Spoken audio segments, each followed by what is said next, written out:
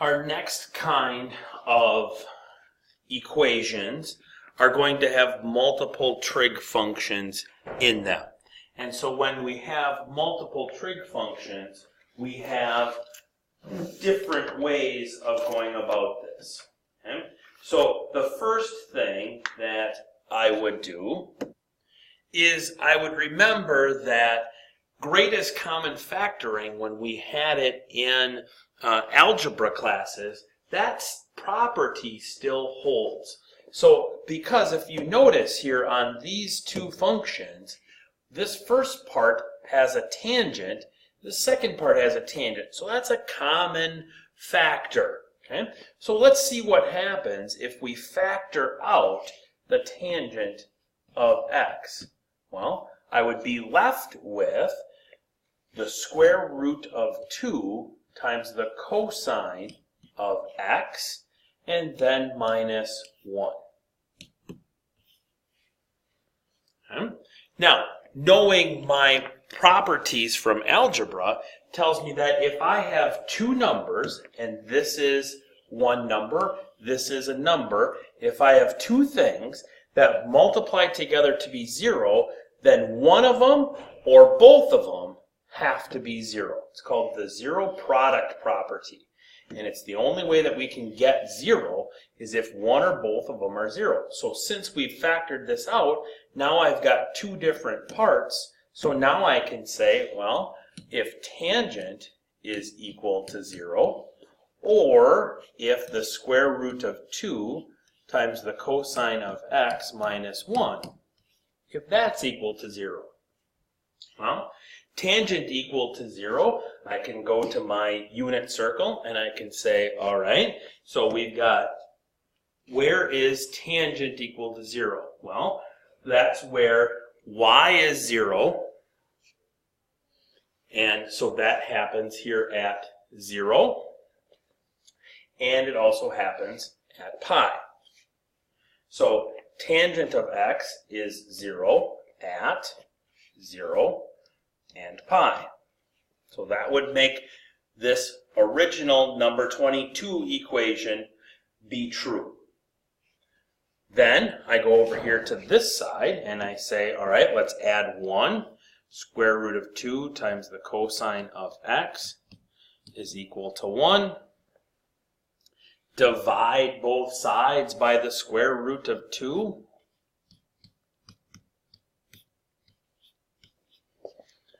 If we rationalize that denominator, we're going to get the square root of 2 over 2. Again, that's one of them that you should just know and make your trig life a lot easier. 1 over the square root of 2 rationalizes to be the square root of 2 over 2. 1 over the square root of 3 rationalizes to be the square root of 3 over 3. Okay? So now I go back to my unit circle and I look again, where is cosine equal to the square root of 2 over 2? Well, so that's here and here. Okay? So this part gives me answers of pi over 4 and 7 pi over 4. So put them all together, and this problem has 4 answers in it. 0, pi over 4, pi, 7 pi over 4. And if you really want to be nice to your pre-calc teacher, you'd write them in numerical order so that it's easier for them to correct. Hint, hint, wink, wink, nudge, nudge. Okay. Let's go on to this one.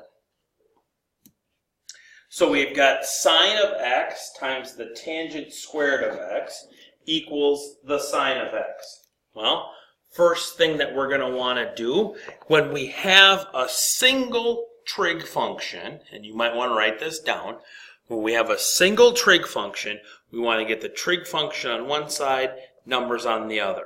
When we have multiple trig functions, what we want to do is we want to get everything onto one side. So the first thing that we're going to do here is we are going to subtract sine of x from both sides.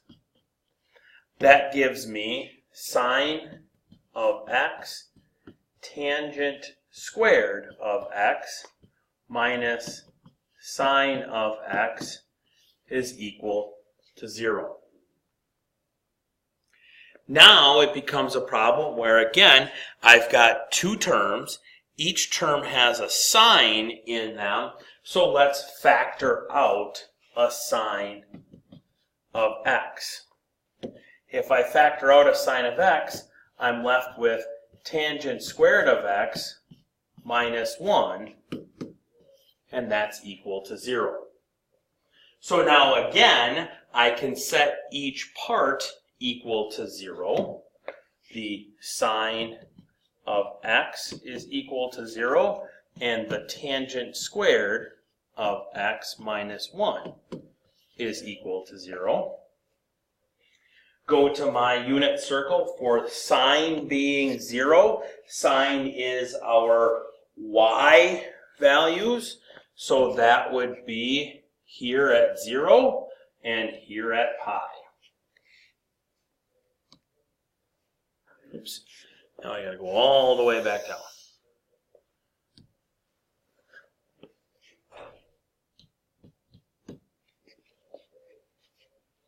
Tangent squared of x minus 1 equals 0.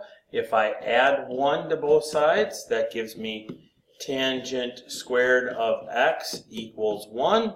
And if I square root both sides, that gives me the tangent of x is equal to plus or minus 1. Again, if I am square rooting anywhere in this problem, because we're solving, plus or minus comes in. We only get half the answers if we forget that. So we go back to our unit circle. We want where tangent is equal to positive 1. That would be here and here.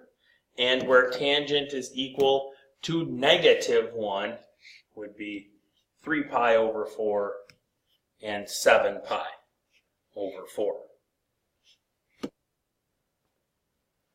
So that means then that we have answers here at pi over 4 and 5 pi over 4 for the positive 1, and for the negative 1